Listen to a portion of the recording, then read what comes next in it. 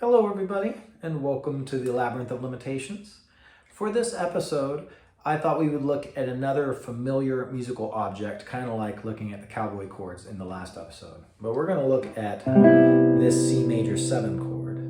And we're going to talk about the thing that you might have encountered elsewhere, or here I might have mentioned it, that we view this, I'm sure I mentioned it, we view this as a C major 6 chord with a borrowed note. Now, when I first encountered that, I did not like that idea. This is one of the few things that, when I first started looking at Barry Harris's teachings, I didn't connect to. That was a rare exception. But now I love it, and I'm going to share with you why. I'll share with you the normal thing that people say about it that you might have encountered before, but then I'm going to share with you the way I think about it that I think is really productive. I think is actually connected to what Barry was saying, what he was teaching us. So this is a borrowed note on C major 6. Here is C major 6 diminished, playing up a few steps. Right?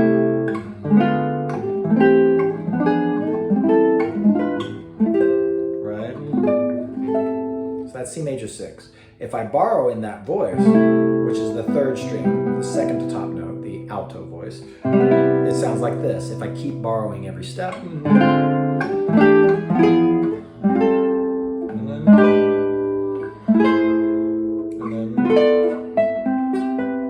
that's what that sounds like, which gets us these beautiful sonorities like this, right?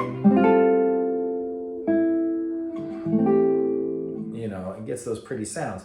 And that's normally the justification that I've seen. And I did not find that compelling, even though those are pretty sounds. I just felt like when I first encountered this, like it was it felt like reinventing the wheel.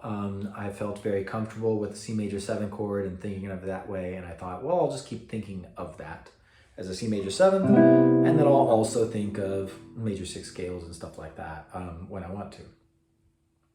But now I don't think that way at all. Here's why. It is not just about that example. It's about movement. So when I borrow, I have kind of 3 reasons. I have like color. So this could be made even more colorful. So this is color. This is also harmonic tension. Slightly different but related themes. And this is movement.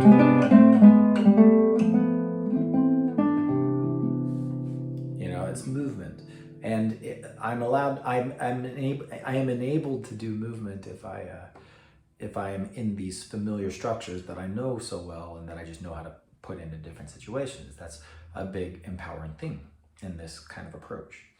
So we're going to talk about movement, and I'll give you a little example to do for practicing this and seeing it in the way that we want to see it. I'm going to look at this diminished note. I'm going to see it as a unison. I'm just going to isolate it all by itself within this chord. I'm going to go up the elevator. I'm going to go out to a third, out to a triad, and then out to a shell, which is the top of my C major 6 that I was borrowing on in the first place. So, and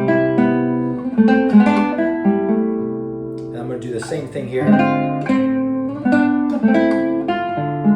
So what I did there was I went, this is a C major 6 root. I go out to the scale. I'm moving through the scale, so I'm on diminished notes now with a triad, a third, and then a triad, C major 6, and then my shell chord that arrives me at my actual drop 2.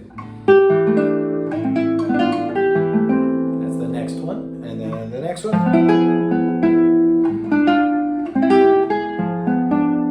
It's really pretty stuff. And then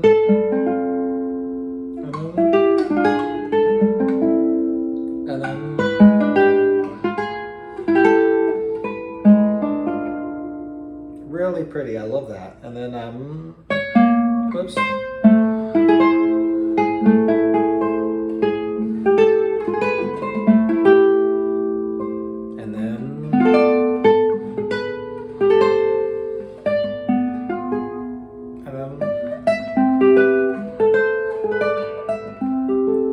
Back to the beginning, right?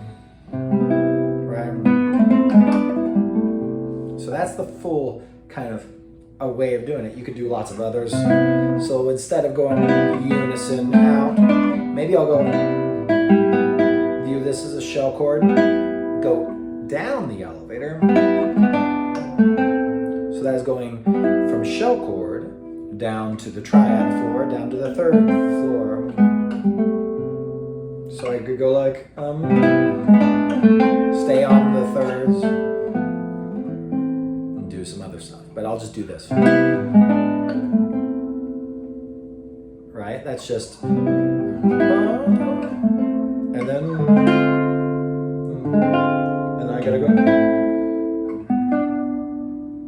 So when I'm doing this move, I'm staying shell, and then I'm keeping this note in place, which then makes it from being 2 notes of C major 6 and a diminished, it makes it this. So that'd be another way. You could do any number of things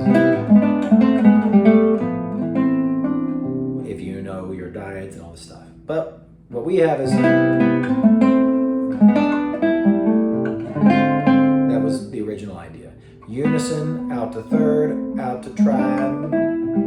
But I just wanted to share that there's more. And then let's put it in a tune. Don't Blame Me begins. Don't blame me. So that starts with C major, and C major 7 is what I just played. Maybe go. That's some pretty movement. That's just doing that move I showed you. So I went unison, third, triad, shell. So that's don't blame me, right?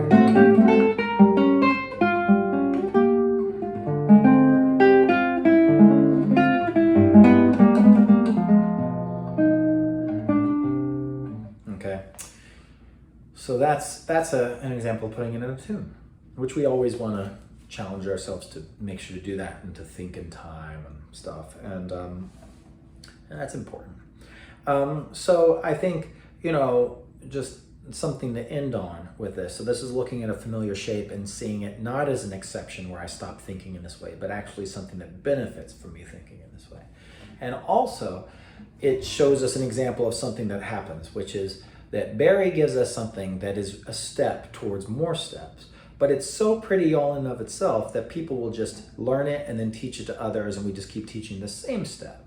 But actually, what Barry taught us has shared with us that's the most valuable thing is process, is all these methods of processing, moving through steps. So instead of just doing this, right, and being happy with it, and that's fine, seeing it in a bigger way, as movement too. So that's just taking the same idea of a major 7th chord is just a major 6th chord with a borrowed note, but doing something a little different with it, and then moving it through the scale. So I hope this has been fun and helpful, and there will be lots more to come in 2022. Happy New Year's to everybody, and I'll be following up with more soon. Take care and keep practicing.